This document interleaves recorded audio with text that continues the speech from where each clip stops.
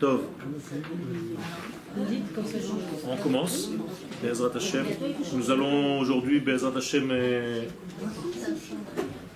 recommencer notre cycle d'études Be'ezrat Hashem de l'année. Et bien entendu avec la paracha de Bereshit qui exige en fait une particulière attention, puisque d'après les kabbalistes, ce livre de Bereshit, et notamment la paracha de Bereshit, ne se trouve même pas sur terre. C'est-à-dire que tout le récit que nous avons lu ce Shabbat se passe à un autre niveau de conscience, qui n'est pas dans le niveau de conscience habituel, celui que nous avons aujourd'hui. Aujourd'hui, nous sommes en fait dans un monde post-traumatique qui a subi en fait le traumatisme de la faute et donc qui a changé de nature. Le but étant bien entendu de revenir à la première nature et de revivre en fait en évitant la première faute qui a engendré la mort. Donc on va essayer de comprendre un petit peu les données que nous, humainement parlant, nous sommes capables de décoder, Be'ezrat Hashem, et on va essayer de développer notre paracha.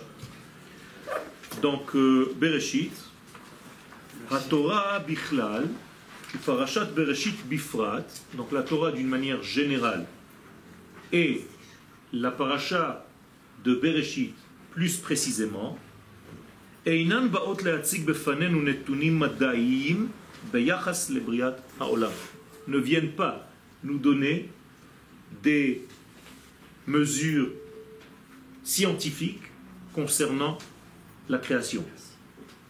למרות התפיסה הרווחת המייחסת לפרשת בראשית את תיאור מעשה הבריאה וסדריה, malgré le fait que la plupart des gens pensent que la Torah vient nous donner aussi un récit concernant la façon de créer ce monde, Rashi Zal, Rashi vient immédiatement, dès le premier mot, Vedoche ala saf et hagisha hazot kvar peperusho lamilim harishonot shel Torah.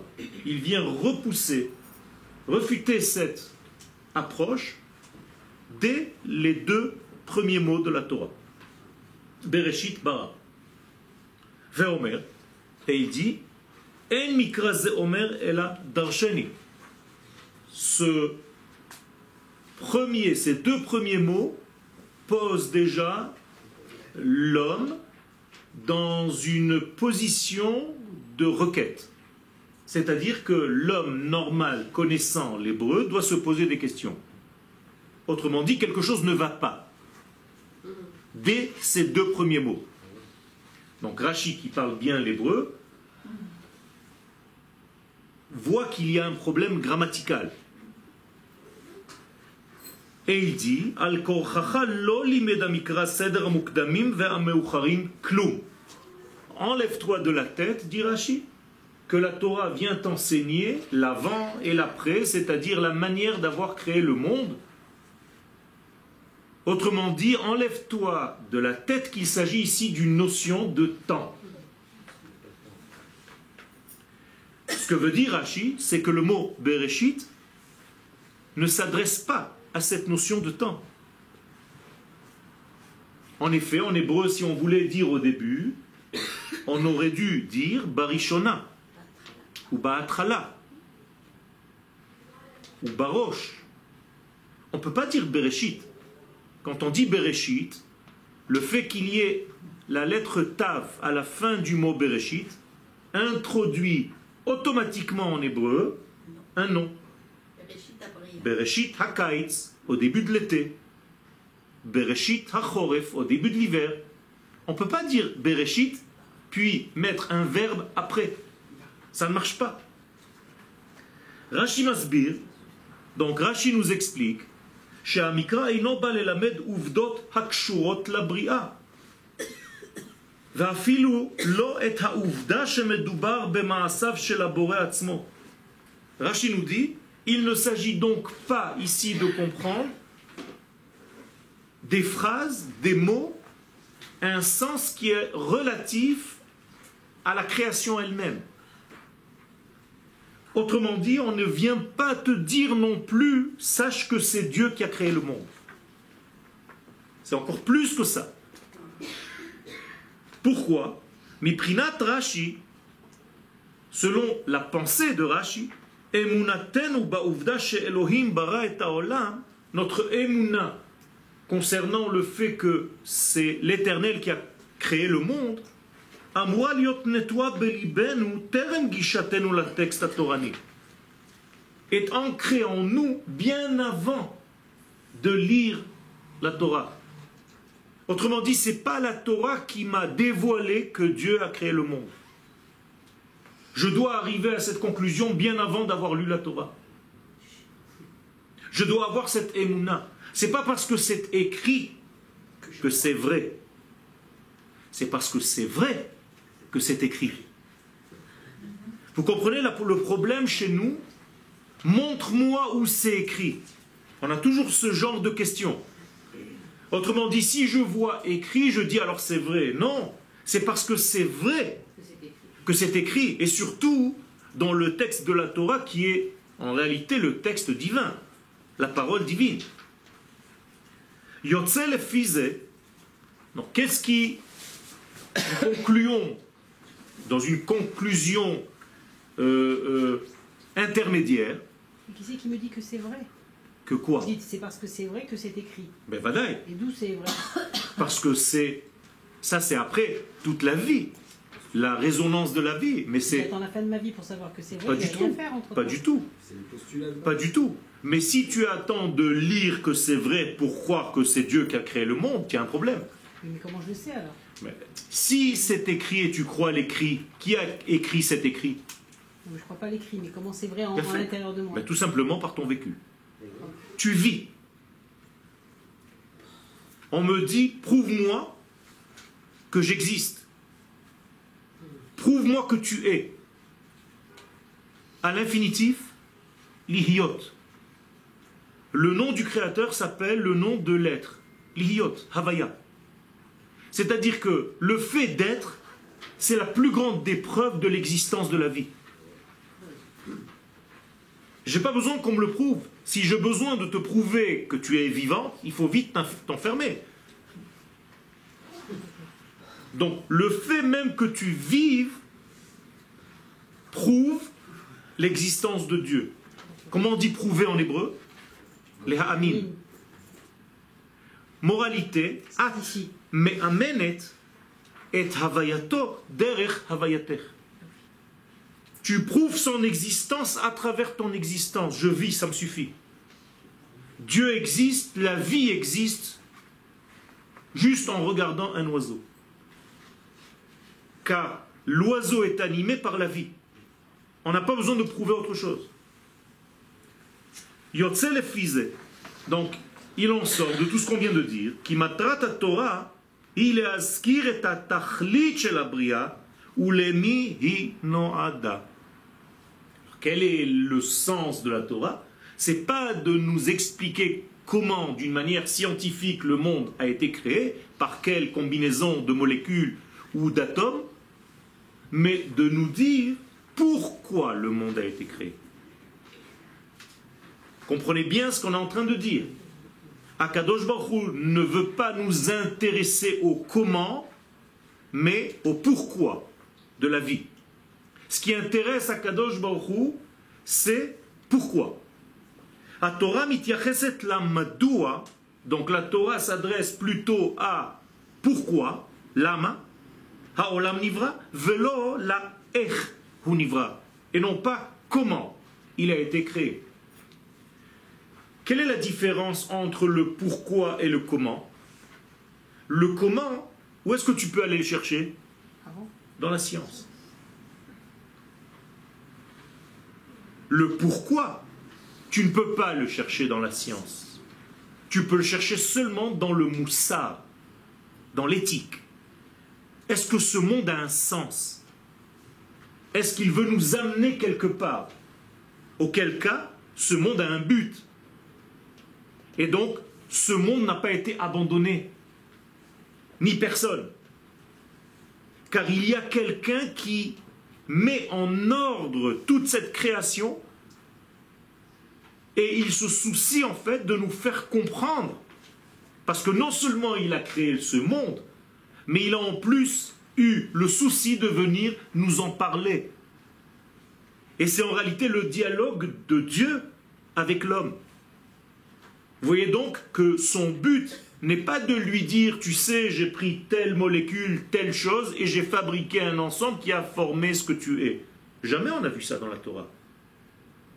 Par contre, la Torah se soucie sans arrêt de poser la question à l'homme, Ayeka, où en es-tu dans le monde que j'ai créé? Est-ce que nous allons tous les deux dans la même direction? Est-ce que tu es le porteur de mon message divin? Ça, c'est déjà autrement. Ça, c'est déjà autre chose. Vehiona, et la Torah répond immédiatement. Leshe'ela zo kvar bateva harishona. En nous disant le mot Bereshit, la Torah répond déjà pourquoi le monde fut créé. Comment dans un seul mot, la Torah répond à la question pourquoi le monde fut créé? Réponse oui. Et c'est ça que Rashi vient nous enseigner. Pérouche, explication de ce que je viens de dire. Miprina leshonit, au niveau grammatical, hateva hazot mazmina shem. Quand je dis Bereshit, ça invite un nom. Comme nous avons dit tout à l'heure, les machal Bereshit abria, au début de la création. Bereshit hakaitz, au début de l'été. ואין מצב שאחר תיבה כזאת יבוא שם פועל כפי שאכן כתוב בתורה בראשית ברא. Et ce n'est pas possible, c'est une faute essentielle en hébreu. Dieu parle l'hébreu. Il ne va pas lui-même se tromper en grammaire. Donc si la Torah nous dit Bereshit bara, ça veut dire que Bereshit ne veut pas me dire au début de. Car si c'était au début de, j'aurais dû avoir un nom après, au début de l'été. Mais écoutez bien, comme je vous le lis en français, ça ne veut rien dire. Au début, Dieu crée. Ça ne marche pas. En hébreu, ça ne marche pas. Donc, Bereshit bara, ça ne marche pas. Mikan, de là, conclusion première, chez Amila Reshit, que le mot Reshit, Eina ba'al ta'er lanu zman, ela ma'ala mesuyemet hamechuna Reshit. Ce mot Réchit ne vient pas indiquer une notion de temps, mais elle vient m'indiquer une identité qui s'appelle Réchit. Et donc, ce Réchit, il va falloir le chercher. Rashi Beshem Midrash, Achen Masbir Shehamusag Reshit, et donc Rashi au nom du Midrash va aller plus loin. Il va nous dire, tu sais à quoi correspond le mot Reshit? Il n'y a pas beaucoup de possibilités. Shtezéouyot, deux possibilités possibles. HaTorah ve Israël. Ou bien la Torah qui s'appelle Reshit, ou bien Israël qui s'appelle Reshit. HaTorah nikret Reshit Darko. La Torah est appelée le début de son chemin de Dieu. Ve'Israël Nikaim, et Israël s'appelle aussi Reshit Tvuato, le premier de sa semence. Moralité, j'ai pris les deux notions qui, par ailleurs, dans la Torah s'appellent Reshit. Il y en a encore une troisième, je vous l'ai cachée, Amalek. Et donc j'aurais pu dire aussi Amalek. Mais sachant ce que Amalek fait, qui est l'inverse de la vie, du sens même de la Torah, je suis obligé de l'éliminer. Donc il ne me reste que Torah et Israël. Reshit Chochma. Et c'est en réalité, le mot Reshit, c'est la Chochma. Et la Chochma, c'est la Torah. D'accord? Pourquoi tu veux éliminer Amalek si on dit que Zé, Léoumat, Zé, Bara et Il a fait. Ça veut dire que Zé, Léoumat, Zé. S'il va vers la vie, l'autre va vers la mort. Donc c'est l'antithèse du divin. Mais il a Donc, créé les deux. peu importe. Mais ce n'est pas pour Amalek, parce que maintenant je suis obligé de relire le verset. j'enlève maintenant le mot Bereshit et je le remplace par Israël ou bien par la Torah. Donc, imaginez-vous maintenant que le mot Reshit, on laisse le bet. Bet, c'est le pour quoi? Bishvil, ou à l'intérieur, betor. Le mot Reshit, je l'enlève, maintenant je marque Israël. Donc, je relis le verset, Be Israël, bara Elohim et Hashamayim ve et haaretz. Ou bien, Ba Torah, bara Elohim et Hashamayim ve et haaretz. Vous êtes avec moi? Ça veut dire que la création du monde, elle a été faite par l'intermédiaire de Israël, par le biais d'Israël, par le chemin d'Israël, ou par le chemin de la Torah, ou bien pour Israël et pour la Torah, selon la traduction du mot « bé », qui peut être « bétor » à l'intérieur de Israël, ou bien « bishvil » pour, ou bien « bishvil » dans le sens « shvil », qui veut dire « chemin ». Donc, bashvil chez l'Israël, en utilisant le chemin Israël, le canal Israël, Dieu crée le ciel et la terre. Vous voyez comment la Torah, dès les premiers mots, nous intrigue. Si on avait dit Bareshit, c'était correct? Bareshit, c'est autre chose. Parce que vous avez dit Ba Torah. Nachon. Bareshit, c'est autre chose. Ah oui, C'est Ba'atrala. Voilà. Mais il y a d'autres manières de le dire. Mais étant donné qu'on dit Bereshit Bara, il y a un problème. Donc, Israël et la Torah. Ou bishvil shnehem nivra olam. Klomar darkam ve'al yadam. Quand je dis bishvil, c'est pas pour, comme en français.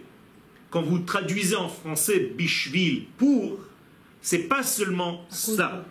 C'est pas seulement à cause de, pour eux. C'est par leur biais. Bashvil shelahem. Miprinat shvil, c'est pour ça que je vous ai mis entre guillemets le mot shvil. Donc, bashvil shenikra Israël, par un chemin qui s'appelle Israël, Dieu crée le ciel et la terre. Donc, qui est le modèle du ciel et de la terre?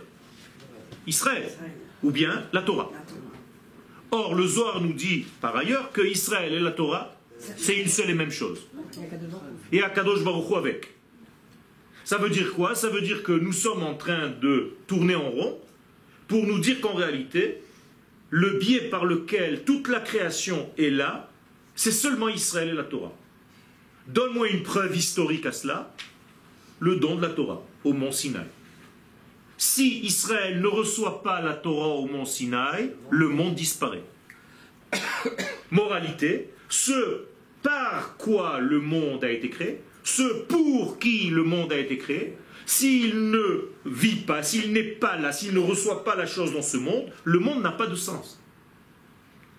Donc, si Israël a reçu la Torah au mont Sinaï, qu'est-ce qu'il a fait au monde? Il lui a permis de vivre, d'exister. Donc le monde tenait à condition jusqu'au moment du don de la Torah. D'où est-ce que je le sais? La Gemara, dans Sanhedrin, me dit que le monde existe pour 6000 ans, 2000 ans de Tohu Bohu, 2000 ans de Torah, 2000 ans de jours messianiques. Donc quel est l'intermédiaire entre les 2000 ans de Tohu? Par quoi ça commence après 2000 ans de Torah? Donc autrement dit, s'il n'y a pas la Torah après les 2000 ans de Tohu Bohu, le monde continue dans le Tohu Bohu. Qu'est-ce que c'est que le Tohu Bohu? Non. Non. Le manque d'ordre. Le manque d'ordre. Ce n'est pas ordonné. Tout y est. Et en hébreu, tohu vebohu. Il y a à l'intérieur, il y a déjà tout. Mais il manque un ordre. Donc, que fait la Torah lorsqu'elle pénètre dans ce monde par l'intermédiaire d'Israël? On remet de l'ordre dans le Tohu Bohu. Je voudrais poser une question bête, mais ça me trotte quand même. Pourquoi avoir compliqué dès le départ? Pourquoi écrire Pour que vous veniez à mon cours. Ben, je viens justement. Pourquoi avoir écrit dans la Torah Bereshit pour le transformer après votre explication en ou Israël ou la Torah? Pourquoi ne pas l'avoir écrit? Pour ne pas le dire clairement. Ben oui, mais tout simplement pour donner une place à l'homme dans justement cette compréhension, dans cette beauté qui se cache. Parce que, et je vais vous répondre par une manière très simple, combien de possibilités je viens de vous donner ici? Rien, pas grand-chose.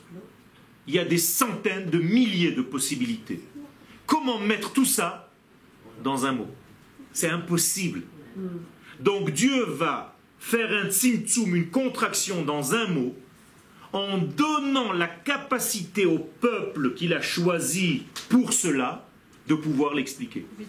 C'est-à-dire qu'il nous a donné à l'intérieur de nous la possibilité de décoder. C'est tordu quand même. C'est pas tordu. C'est pas tordu. C'est un manque à compléter. Le monde a été créé pour pouvoir compléter la chose. Si j'ai un petit garçon et que je veux lui offrir un avion, j'ai deux possibilités. Ou, et j'utilise votre terme, tordu, c'est-à-dire j'achète des morceaux de bois et je lui permets de le construire. Moi, je ne considère pas que c'est tordu. Ou bien d'aller au magasin et de lui acheter un avion tout fait. Qu'est-ce que vous aurez choisi? Le tordu. Alors vous êtes tordu? Non. Non. C'est tout simplement parce que vous avez compris maintenant, selon mon explication, qu'il est plus éducatif et plus important de donner à l'enfant la possibilité de fabriquer lui-même la chose, d'être associé à la chose, et de ne pas lui donner quelque chose de tout fait. Au bout de 10 minutes, il le casse. Alors que s'il a construit son avion, durant toute sa vie, il va se rappeler de cet avion qu'il s'est construit lui-même. Et les odeurs, les parfums de tout ce qu'il a fait pour le dessiner. Et je parle en connaissance de cause. Oui, c'était aussi la solution, comment faire entrer l'infini dans le fini. C'est ce que j'ai dit. Il fallait choisir, faire un tzimtzum, une contraction de toutes les possibilités dans un mot. Maintenant, ce mot-là, il est composé de combien de lettres? 6. D'accord? Combien de combinaisons possibles il y a avec 6 lettres? 720. 720 combinaisons possibles. D'accord? Ça s'appelle factoriel 6. Comment est-ce qu'on calcule ça? C'est facile. 6 fois 5, fois 4, fois 3, fois 2, fois 1. Ça fait 720. Donc nous avons 720 sans avoir déjà commencé à faire quoi que ce soit. Possibilité de décoder le mot Bereshit. Alors, les Chachamim nous ont donné une facilité, ils nous ont déjà donné 70 possibilités du mot Bereshit. C'est énorme. C'est un livre. Ça s'appelle Tikkunei Zohar. Les Tikkunim du Zohar, c'est tout simplement 70 manières de comprendre le mot Bereshit. Alors je vous laisse imaginer la richesse qu'il y a à l'intérieur. Parce que dans le mot Bereshit, il y a par exemple Aleph, Bet, Tishrei. Les 2 jours de Rosh Hashanah. Dans le mot Bereshit. Ça veut dire que le début du temps et de l'année est déjà inscrit. Il y a Brit Esh, une alliance par le feu. Qu'est-ce que c'est une alliance? Qu'est-ce que c'est que le feu? Il y a Yéré Shabbat, la crainte du Shabbat. Qu'est-ce que c'est que le Shabbat? Qu'est-ce que c'est que la crainte? Et je peux continuer jusqu'à demain. Ça veut dire qu'il y a, et tout simplement, Bet Reshit, 2 commencements. Et encore, et encore, et encore. Ça veut dire qu'il y a une richesse ici, énorme. Et donc, nous avons reçu le décodage avec l'appareil. D'où est-ce que je le sais? La Torah pose la question. La Gemara pose la question. Rabbi Yitzhak pose la question dans le premier Rashi. Amar Rabbi Yitzhak, Lama lo hitril et Torah be hachodesh hazeh lachem. Pourquoi la Torah ne commence pas par la sortie d'Égypte, par le début des mois, et donc par le don de la Torah? C'est ça que ça veut dire. Réponse, la Torah n'est pas un livre de loi. C'est tout. Si c'était qu'un livre de loi, on aurait commencé la Torah par les lois. Alors qu'est-ce que fait tout ce livre de Bereshit où il n'y a aucune loi, car la Torah n'est pas encore donnée? Donc il va falloir comprendre ce que vient faire ce livre de Bereshit, quel est le sens de ce livre qui précède le livre du don de la Torah avec ses lois. Et avec quoi exactement j'ai dansé? à Simchat Torah? Avec les lois ou bien avec la vie? Ou bien qui a dansé avec qui? C'est la Torah qui a dansé avec moi ou bien moi avec elle? Car la simcha que je viens de vivre, c'était la sienne ou la mienne? La sienne. Simchat Torah. Moi, je suis allé juste participer à sa simcha à elle. Vous comprenez combien c'est compliqué? Mais justement, c'est ça la beauté. Ya'aseh la mechakelo. C'est pourquoi, sans parler l'hébreu, on ne peut pas arriver à tout ça. On ne peut pas comprendre. Vous prenez n'importe quel texte en français, traduction, le plus grand traducteur du monde, une fois qu'il a traduit par un sens, parce qu'il ne peut pas faire autrement, ou sinon il faut qu'il écrive 720 livres pour un mot. Donc il va commencer, au commencement, Dieu créa le ciel et la terre.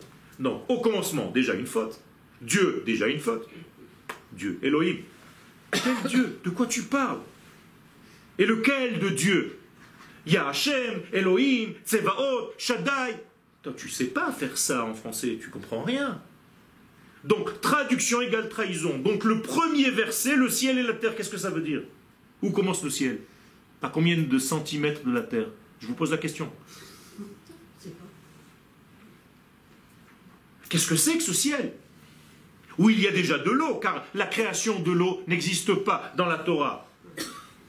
Mais dans le mot Shamaim, on dit qu'il y a là-bas déjà, Shamaim. Il faut juste les diviser. C'est énorme, et c'est ça toute la beauté. Donc, Shvil, matrato shel Rashi, il est chanech otanu. Donc Rashi vient comme un éducateur. Le gisha mechudeshet el la Torah.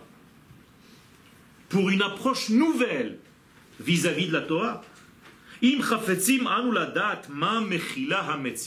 Maintenant, si tu veux savoir ce que contient l'existence,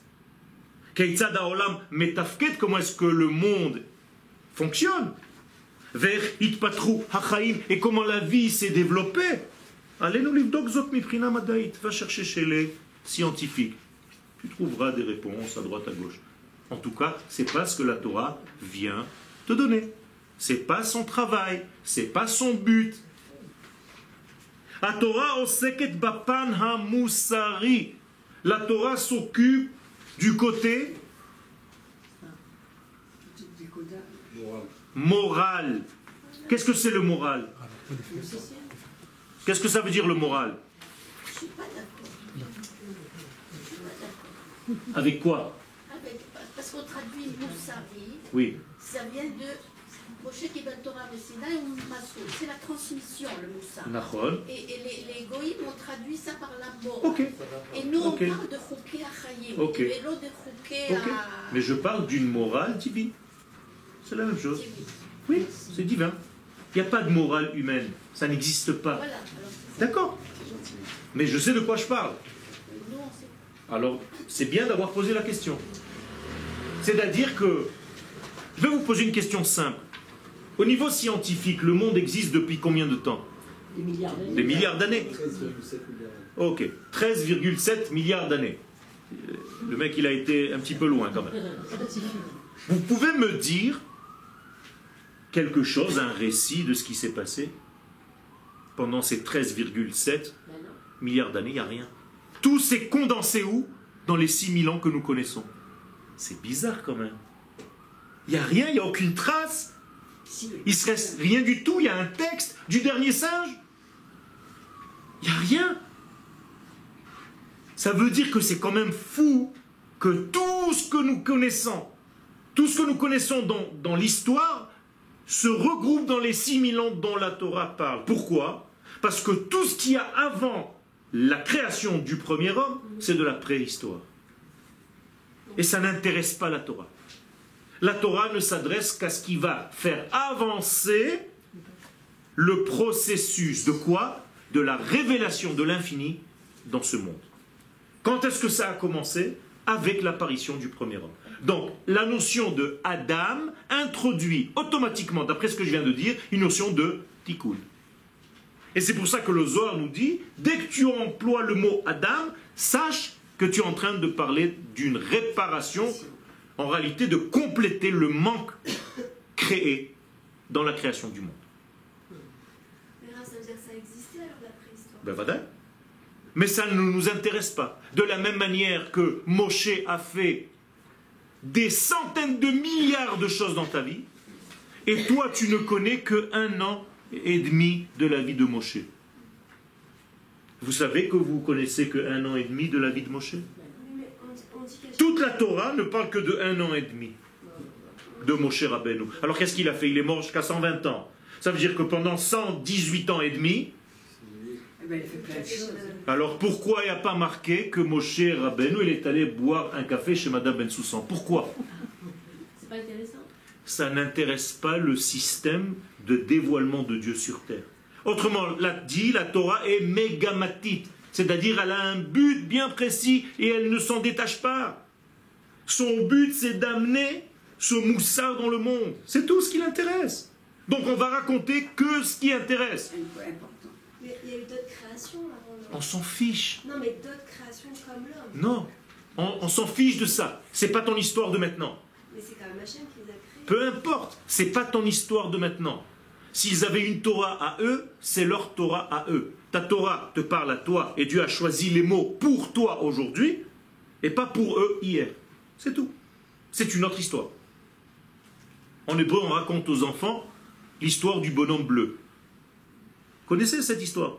Il se lève le matin, il se regarde dans la glace, il est bleu, sa brosse à dents est bleue, sa maison est bleue, son lit est bleu, son matelas est bleu, ses draps sont bleus, son pantalon est bleu, sa chemise est bleue, il sort, sa voiture est bleue, ses sièges sont bleus, il rentre dans la voiture bleue, il commence à rouler sur une route bleue. Et d'un coup, il s'arrête au feu bleu et il voit un bonhomme vert. Et il lui dit, mais qu'est-ce que tu fais ici? Dis-moi, je suis une autre histoire. D'une autre histoire. C'est la même chose. On s'en fiche. Ce qui nous intéresse, c'est ce que la Torah veut nous dire. Je vais un petit peu plus loin, je vais vous faire peur. De votre vécu à vous, à nous, on ne va retenir que ce qui a fait avancer ce processus en question. Ça veut dire que tu peux vivre 90 ans, mais chez Akadosh Baruch Hu, il y a marqué a vécu 10 minutes. 1 heure, 1 jour, 2 jours. Le temps que tu as eu pour faire avancer ce processus sur Terre. C'est grave. Ça veut dire qu'à chaque fois que je vois mon maître, réellement, hein, il me pose une seule question. Shalom Yoel, qu'as-tu fait aujourd'hui pour faire avancer le dévoilement de Dieu sur terre avec ton peuple? Voilà sa question. Comme je vous le dis, hein, c'est comme ça qu'il me parle. Qu'est-ce que tu as fait aujourd'hui? Alors imaginez-vous le temps qu'on perd à ne pas travailler dans ce sens-là, parce qu'on a trouvé d'autres sens à notre vie, qui ne sont pas dans la morale divine, mais dans nos plaisirs à nous, dans nos désirs à nous, dans ce qu'on a pu croire, ou qu'on nous a fait croire par la société, qu'on est venu pour. Mais pourquoi par la science on ne pourrait pas faire découvrir le projet divin? Parce que la science ne s'adresse jamais au projet, si ce n'est qu'à leur combinaison des choses qui sont à l'intérieur. Si ça tire des âmes qui sont un petit peu obnubilées par la science, je vois, voilà, même ça, c'est mon intérêt. Le problème, c'est que ça ne marche pas comme ça. C'est exactement la faute du premier homme. L'homme, le premier homme, dans quoi il a fauté? Il est allé étudier quoi? La science, avant d'étudier la vie. Mais pourquoi le Zohar dans Bereshit, c'est à partir de l'Amira, un son qui se développe dans du vide qui n'est pas vraiment un vide, c'est de la physique. Ça, c'est la physique, elle va te dire comment ça marche. Mais elle ne va pas te dire pourquoi. Alors que le son qu'Akadosh Baruch Hu émet, nous, on ne cherche pas de quelle combinaison il est au niveau moléculaire. C'est comme des vérités scientifiques. Peu importe. Mais la science va s'adresser à comment? Et moi, je m'intéresse à pourquoi. Au corps. Toute notre vie, même au niveau de la Torah, nous sommes tombés dans ce piège. Tu vas voir des centaines de livres qui s'occupent de comment mettre les tefilines. Il n'y a pas un qui te dit pourquoi. Sauf le Zohar. Vous comprenez ce que je suis en train de vous raconter? Ça veut dire que nous sommes dans une génération où le comment ne suffit plus. Et il faut éduquer des rabbinim au pourquoi, au sens de la chose en question. Sinon, tu es dans un monde circulaire qu'on appelle dans la Kabbalah des Igoulim et tu n'as pas de Yosher. Car le Yosher va donner un sens au cercle pour former une spirale. Il faut dire pourquoi en deux mots. Pour, Quel? pas pourquoi là-bas et là les. Nachol. Mais ça c'est... Moi je ne parle pas français. Moi j'ai appris le français juste pour vous donner des cours. D'accord? Mon langage naturel du mot naître, je suis né en hébreu, dans une marmite d'hébreu. Donc, quand je vous parle en français, je n'ai jamais un texte, même quand je donne une conférence, mes textes sont en hébreu. C'est-à-dire, je n'écris jamais en français, même quand j'écris à la main, un cours. Voilà, ça c'est un cours que je vais donner demain, à Ra'anana, il est en hébreu. Ça veut dire que je fais une traduction simultanée de l'hébreu. Ça me fait travailler mon cerveau gauche. Donc la Torah va s'occuper du côté moussari, donc de l'éthique divine, chez la Bria, velo bapan hamadda'i shela. La preuve, c'est qu'à l'université, on accepte des terroristes. Des terroristes? Ben oui. D'où est-ce que Imar Shemo Vezichro a appris à faire des bombes? Où est-ce qu'il a appris à faire ça? À l'université, avec des combinaisons chimiques. Il a étudié la chimie, il a étudié la science. Et il est sorti terroriste. Pourquoi? Tout simplement parce qu'à l'entrée de l'université, il n'y a pas une sélection au niveau moral. Voilà le problème. La plus grande machine de l'intelligence scientifique, c'est les nazis. Il est où l'homme là-dedans? Vous comprenez? Donc on voit bien que la science ne donne pas ce que tu voudrais qu'elle donne. Alors sans la science, même Bilam, qui avait eu un accès direct au divin, on voit qu'il n'a pas réussi à transformer ça en moussard. Donc on peut se poser la question si c'est pas une ségoula qui leur manque. Ben vadaï. C'est pour ça. C'est pour ça que c'est pas vraiment le moussard qui leur. Vous voyez ce que je veux dire? C'est pas vraiment. C'est Israël qui leur manque. Voilà. On est d'accord. Les nations aujourd'hui du monde, sans prendre conscience qu'elles ont besoin d'Israël, et je l'ai dit tout à l'heure, le fait qu'Israël ait reçu la Torah au mont Sinaï et qu'il apparaît comme étant le porteur de la parole divine, le porte-parole du divin, sans lui, le monde va vous mourir, va à sa perdition. Donc qu'est-ce que c'est que la Géoula? C'est l'acceptation des nations du monde du rôle qu'Israël joue. C'est tout, c'est aussi simple que ça. Je n'ai pas besoin de le transformer en Israël. Je dois rester Israël et le laisser à son niveau. Au contraire, je le respecte. Oui, mais je veux dire, on leur explique pas au Goïm. On leur explique. Là, On leur explique pas au niveau intellectuel, au niveau du vécu, de notre vécu. C'est tout, c'est une expérience de vie. Il n'y a pas besoin d'aller donner des cours.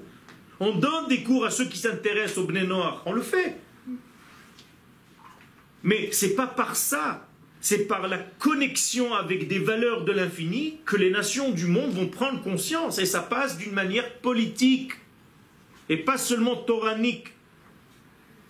C'est-à-dire que ça passe par le fait que les nations acceptent la place d'Israël dans le monde. Ce qui n'est pas encore le cas dans tous les pays. Koach ma'asav higid le'amo. Voilà la réponse à la question que je vous ai posée tout à l'heure. Je vous ai posé une question. Pourquoi la Torah n'a pas commencé par les lois? Pourquoi elle commence par Bereshit?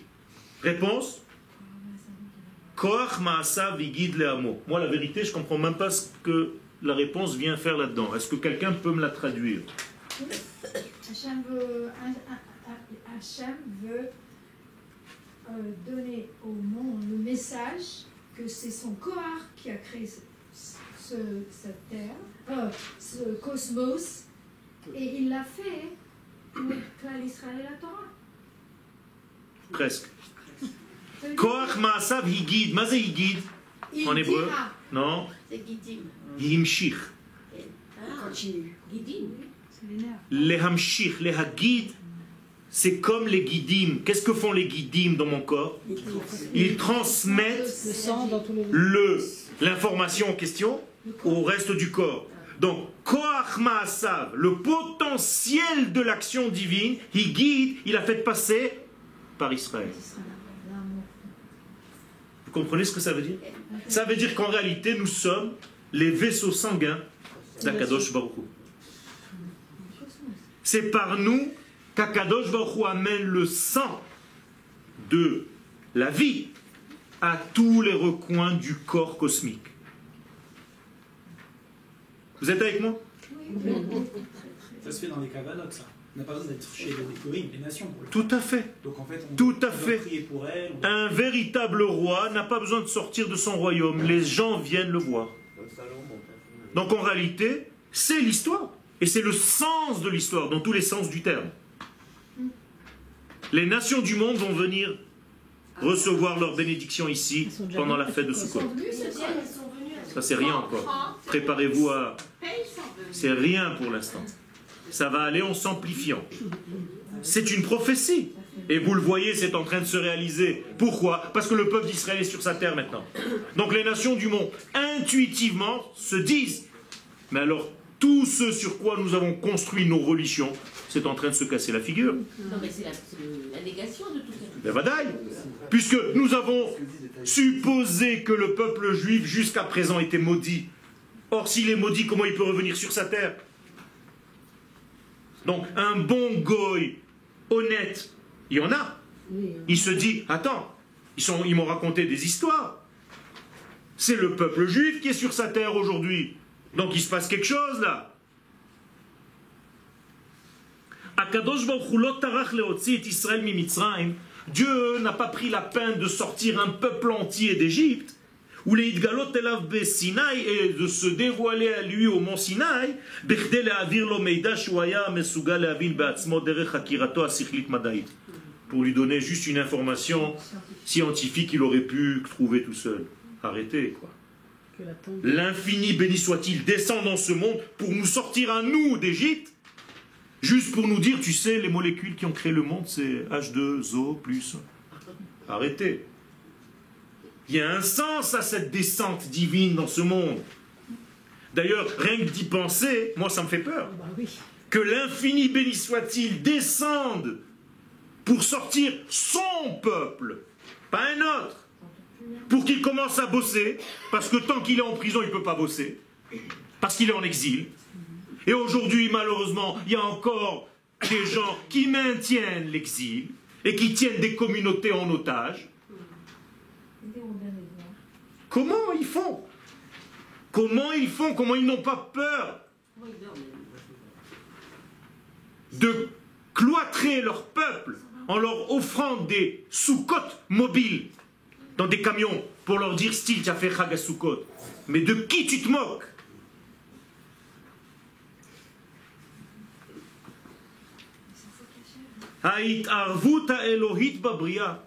Le fait que Akadosh Baruch Hu intervienne dans sa création,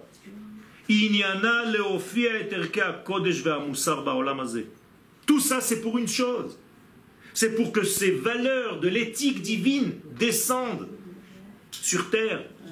Qu'est-ce que ça veut dire qu'ils vont descendre sur terre? Ils vont animer la terre, ça veut dire nous allons être animés par cette éthique-là et pas par d'autres bêtises. On va se bonifier. On va tout simplement transmettre, comme ces vaisseaux dont j'ai parlé tout à l'heure, la vie. Donc on va être beaucoup plus vivant. Si le peuple d'Israël ne fait plus ce travail, il faut lui faire un tzintour. Il faut lui déboucher les veines et les vaisseaux. Alors, vous avez dit tout à l'heure que vous étiez né en Israël, que votre lachon c'est l'hébreu. Pour les Français et pour les gens de diaspora, c'est de l'hébreu pour eux. C'est aussi de l'hébreu. Ils sont venus d'un ventre de Galout. Il y a une akara, il y a un lien avec la Galout qui est difficile à entendre quand on vous entend parler de ce lien avec Israël. Non. C'est dur pour quelqu'un qui sort d'un ventre. Pas du tout. Il faut qu'il ramène avec lui. Arriver à sentir c'est pas grave. Ce déchirement. C'est pas grave. Il doit faire venir de là où il était les étincelles que moi j'ai perdues ici. C'est tout. L'explosion première, elle a diffusé l'unité, elle a éparpillé dans le monde. Toi, tu es né là-bas dans un ventre, pas Israël, pour revenir un jour avec cette chose-là. C'est quoi, c'est une adoption? C'est pas une adoption, ce sont des erreurs de l'histoire, à cause de la faute, à cause de l'exil. Alors, c'est pas que tu aies une erreur, c'est que nous avons fauté, et nous avons été écartés de notre terre, comme Adam Rishon, il est sorti du Gan Eden. Mais c'est pas la même chose, dit Rabbi David Avraham Azoulay dans un livre qui s'appelle Chesed le Avraham. C'est pas la même chose, quelqu'un qui est né ici, quelqu'un qui est né là-bas, quelqu'un qui est né dans telle ville, dans tel truc. C'est ça, aucun rapport. Aucun rapport. C'est comme allumer la Hanoukia de telle et telle matière. Il y a des Hanoukia avec des œufs, il y a des Hanoukia en papier, il y a des Hanoukia en fer, il y a des Hanoukia en je sais pas quoi, il y a des Hanoukia en verre, il y a des Hanoukia en argent. Et la meilleure Hanoukia, elle est en argent. Est-ce que cette Torah d'Eretz Israël, elle est audible depuis la Galoute? Non. C'est ça le problème. C'est que la Galoute, c'est un massacre, c'est un écran. C'est pas une Torah que tu étudies ici, au niveau territorial. C'est dans l'âme. C'est la Torah qui appartient à la terre. Quand je dis Torah Haaretz, ani lo omer Torah Sheba Haaretz. S'il vient ici, on entend une manière d'étudier la Torah. Moi, même si je voyage à Lyon et que je donne un cours là-bas, je vais donner Torah Haaretz. Alors que je suis à Lyon. Parce que je vais enseigner la Torah qui vient d'où? De la terre elle-même. Les morceaux de terre, je sais que c'est difficile à concevoir, mais il faut le vivre ça. Les morceaux de terre d'Israël, elles ont une Torah. Il faut que tu manges cette terre et tu verras combien de Torah il y a à l'intérieur. C'est difficile à concevoir. Vous croyez que la Torah c'est dans des textes? C'est ça l'exil.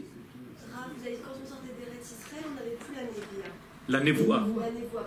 C'est exactement la réponse que j'ai donnée à ton mari. Oui, mais alors comment vous pouvez faire une Torah de Eretz Israël à l'étranger?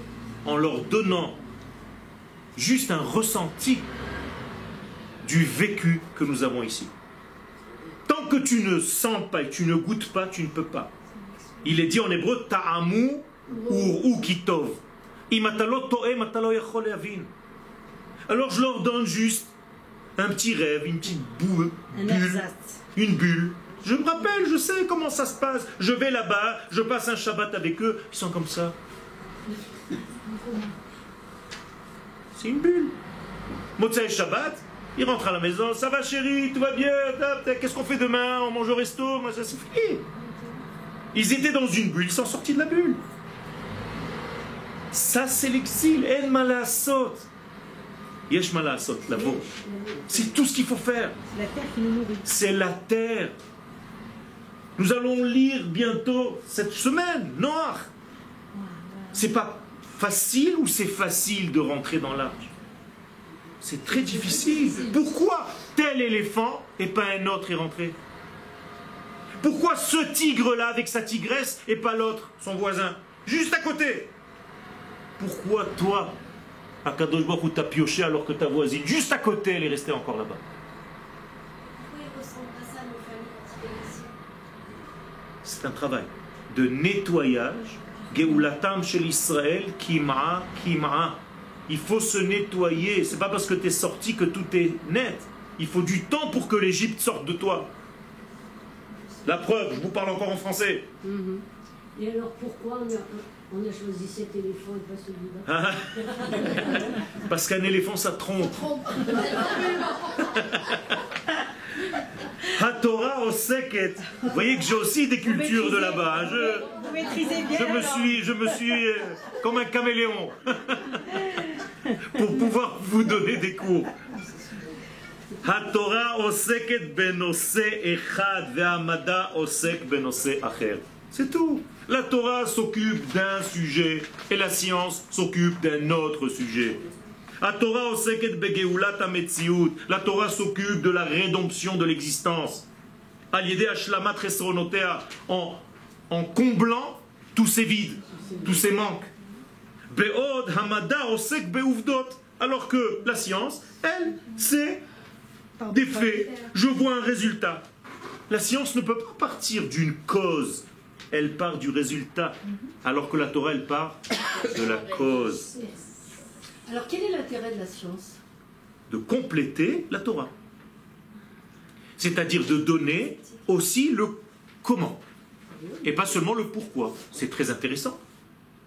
Une fois que j'ai le sens de ma vie et que je sais vers quoi je vais, la science va m'aider à mieux vivre. Pourquoi pas? Il n'y a pas une contradiction, Rabotai. Et il n'y a pas non plus à essayer sans arrêt de comparer. Ça ne sert à rien. Il faut tout simplement savoir que l'un complète l'autre, c'est tout. Mais Doubar Beshne Nos'im Makbilim, donc il s'agit de deux sujets parallèles. She'en tzorech lit'ametz kol hazman kedei להתאים ביניהם. Ça ne sert à rien sans arrêt de dire ouais, la Torah elle a déjà dit ça. Tu dis à un scientifique, il te dit que la distance entre le début à la fin du processus lunaire, c'est 29,5,9999998 minutes, secondes, dixièmes de seconde. Et alors, Rabbi un tel, il a déjà dit dans la Gemara, mais je m'en fiche, je ne vais pas essayer de le convaincre au scientifique que quelqu'un l'a déjà dit. Laisse-le, ce scientifique qui fait un bon travail. Continue, c'est très bien. On sait que tu vas arriver un jour à des résultats. La preuve, tu arrives à soigner des gens. Tout doucement, il y a des progrès. C'est pas le but de la Torah. Mishum shelo kayemet stira benem, donc il n'y a pas de contradiction. HaTorah, dans les 5 minutes qui nous restent. Dvar Hashem el ha'adam. La Torah, c'est la parole divine à l'homme. C'est énorme, Rabotai. Beparashatenu metoar boré kemi shepoel upone el ha'adam. Le Créateur apparaît comme étant quelqu'un qui se concerte, qui a quelque chose à faire avec les hommes, qu'il a créés. השאלה היא, האם האלוהות היא ישות, כפי שטוענים הפילוסופים, או שמא אישיות? Question. Est-ce que Dieu est quelque chose, ou bien quelqu'un? Zerpat meod. C'est très important. Alors vous le définissez là. Léat. Ima Elohim hu mi shehu. Si Dieu c'est une identité, donc quelqu'un, yesh potentiel les dialogues. Beino le ben anivraim. Il y a un potentiel de dialogue entre lui et les créations. Et ça donne une place à l'homme dans son monde. Car le Créateur qui est une identité, lui parle, s'adresse à lui, se soucie de son évolution.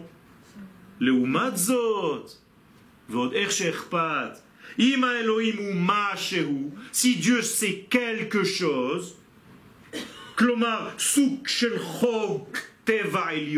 c'est-à-dire une forme de loi naturelle, supérieure, cosmique, il n'y a plus à qui parler, Chas v'Shalom. Pourquoi vous utilisez Elohim pour les deux, le ma et le mi? Je n'ai pas parlé encore de Elohim, parce qu'au niveau de la création, c'est le terme qui est utilisé. Bereshit, bara, Elohim. C'est peut-être quelque chose d'abord qu'il y a bara, Elohim. Pour l'instant, je m'occupe du texte de la Torah. Moi, je considère que je ne connais rien tant que le mot n'est pas apparu. C'est comme ça qu'il faut étudier. C'est-à-dire, quand est-ce que pour la première fois dans la Torah, tu as vu le nom Yud-Ke Vav-Ke? Au 2e chapitre. Quand l'homme est créé. Donc pour l'instant... La question de mi se pose même pas. C'est que du quoi? Après, moi je me pose dans toute la création elle-même, Est-ce que ce Elohim qui a créé le monde, c'est une identité, auquel cas elle s'adresse à moi? Ou bien c'est quelque chose? Donc si c'est quelque chose, c'est froid. Il n'y a rien, aucun rapport avec moi. Peut-être que les daber, c'est l'autre dibour et d'autres. Peu importe, je ne rentre pas maintenant, qu'est-ce que c'est que les daber? Qu'est-ce que c'est que la parole divine? Ce qui m'intéresse, c'est est-ce qu'elle existe? Est-ce que le dialogue existe? Est-ce qu'il s'est installé? Est-ce qu'il s'est instauré? Oui. Donc si c'était le cas que Dieu était quelque chose, une force cosmique, l'homme se sent minable, petit, même pas une fourmi, inexistant dans ce cosmos. Donc la Torah, elle a un sens, elle vient nous éduquer. On doit être des éducateurs. On ne peut pas donner des petites gouttes de Torah aux gens. C'est pas ça la Torah. La Torah, c'est allumer une flamme jusqu'à ce qu'elle brûle d'elle-même, qu'elle soit capable d'enflammer elle-même les autres. Mon Rav n'a jamais donné de cours à des publics comme je le fais. Pourquoi? Il a passé sa vie à former des formateurs. C'est beaucoup plus intelligent. Mais il faut ça aussi. Ça veut dire que tous les rabbanim aujourd'hui, de tous les côtés, dans tous les trous du pays, ce sont ses élèves. Extraordinaire. Un travail d'une vie entière. Le Rav Zuckerman, je dis ça.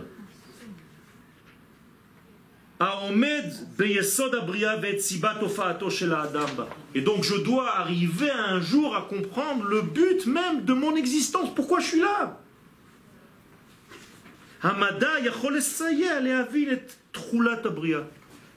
La science peut m'aider à comprendre le contenu.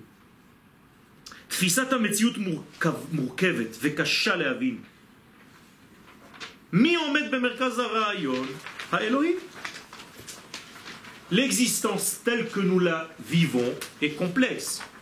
La question qui se pose est qui est au centre? Ha'adam ou Abriya Atzma? Est-ce que c'est l'homme qui est au centre de la création ou bien c'est la création elle-même? Ils ont besoin des deux, l'un a besoin de l'autre. L'un a besoin de l'autre. Non, mais tu fais partie de la création. Non, dès qu'il a fait toute la création. C'est la relation avec... Pour qui ce monde est créé? Vous êtes sûr? Oui. Ok.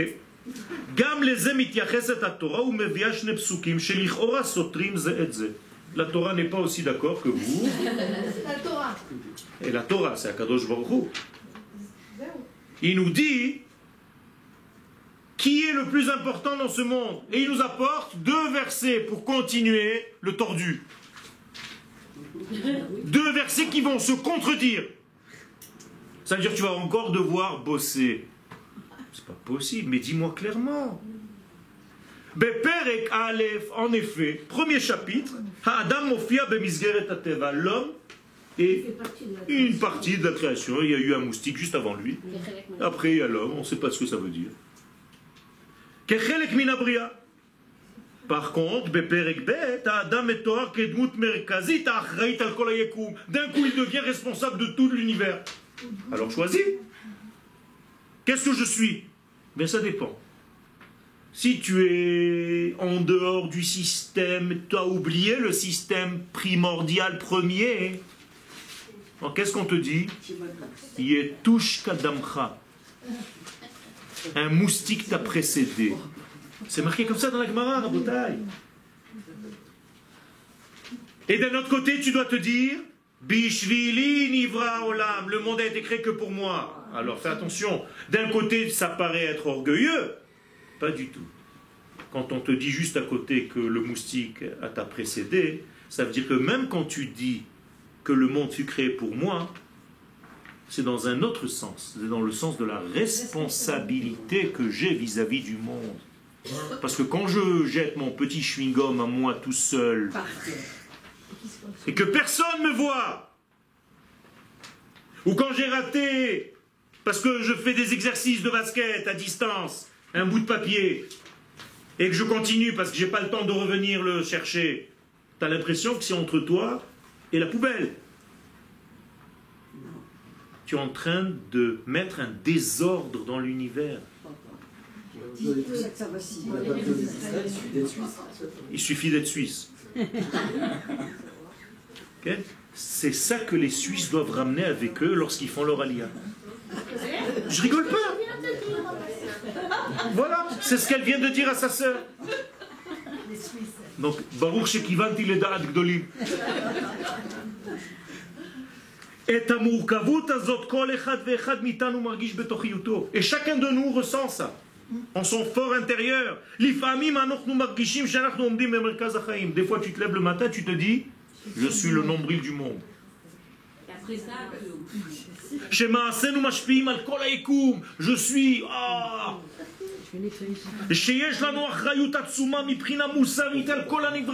j'ai une responsabilité sur tous les êtres, sur tout, dans tout.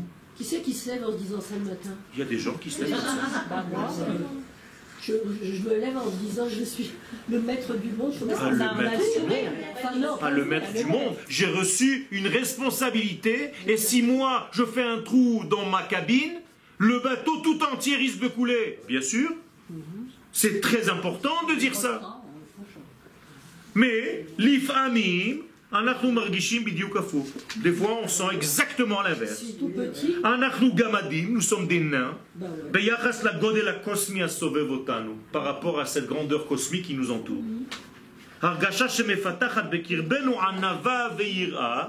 Un sentiment qui est censé développer chez nous de l'humilité et de la crainte, quand c'est bien dirigé. Sinon, chas v'shalom, ça devient de la dépression. Ou je me lève et je me dis je suis petit et je me dis garde un petit peu ta hauteur, justement sois humble. Ben non, il y a des gens qui se lèvent et qui se disent de toute façon qu'est-ce que je fais dans cet univers? Je suis tellement rien. Ah non, c'est pas ça. Mais moi c'est ce que j'ai dit moi. C'est moi qui ai écrit le cours. C'est ce que j'ai écrit ici. C'est-à-dire, des fois, on peut tomber dans la dépression totale. Voilà, madame, elle me dit, moi, ça m'arrive.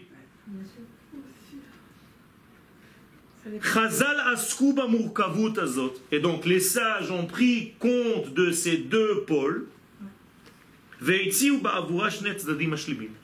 Et ils ont proposé deux combinaisons qui se complètent les unes les autres. Première, et avec ça on va terminer. Kol echad ve'echad chayav lomar bishvili nivra olam, Sanhedrin 4. Chacun de nous doit dire, le monde fut créé pour moi. C'est-à-dire, je suis responsable de tout ce qui se passe. Deuxième chose, Sanhedrin 38. Im tazuach da'ato alav, si tu commences un petit peu à te la jouer, Omerlo, on lui dit immédiatement, il y a touche kadamcha, un moustique t'a précédé, bemaaseh bereshit, dans la création du monde. Donc calme-toi. Alors, où est-ce qu'on doit être? Toujours entre les deux degrés. L'homme est entre la vie et la mort, entre le ciel et la terre, entre sa mère et sa femme, ou bien entre son père et son mari. On est toujours entre deux, et c'est dans cet entre-deux-là qu'on doit évoluer. Continuer tout seul, il y a encore des choses, à mon sens, intéressantes. Toda Rabba.